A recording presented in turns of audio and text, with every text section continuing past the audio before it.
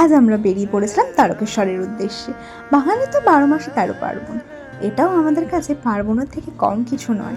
অনেক অপেক্ষা করে থাকে এই দিনটার জন্য। শ্রাবণ মাসের 4টে সপ্তাহের মধ্যে যে কোনো একটা সপ্তাহ এখানে আমরা আসি। গত 5-6 বছর ধরে এখানে আমরা আসছি। তোমাদের সাথে কথা বলতে বলতে আমরা আমাদের গন্তব্যে পৌঁছে গেছি। আগামী 2 দিন আমরা এখানেই থাকবো। আজ ছিল স্যাটারডে, আর মানডেতে আমরা ব্যাক করবো। এবার বলি আমরা এখানে কেন গিয়েছিলাম। আমরা এখানে ভান্ডারের উদ্দেশ্যে যাই, প্রতি বছর তাই যাচ্ছি, এবারও সেই জন্যই গিয়েছিলাম। তো ওখানে আমার বাবা মা সব কেনাকাটি করে ফিরছে। আমাদের যেতে যেতে এবার অনেকটা লেট হয়ে গিয়েছিল।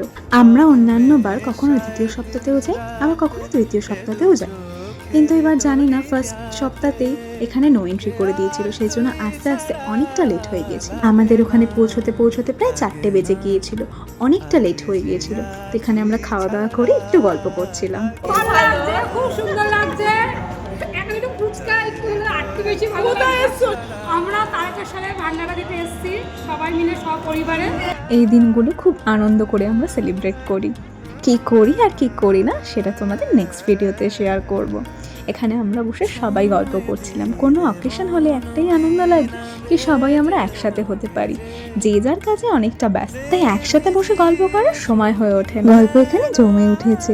এখানে আমার মামি, কাকি, পিসি, পিসো, মা, বাবা, ঠাম্মা সকলে মিলে গল্প করছিল। একটু পরে আমাদের বেরোতে হয়েছে, কারণ শুকনো খাবারগুলো এখন অর্ডার দিয়ে আসতে হবে, নয়তো কাল পাবো না। আজ তবে আসি, দেখা হচ্ছে নেক্সট কোনো ভিডিওতে।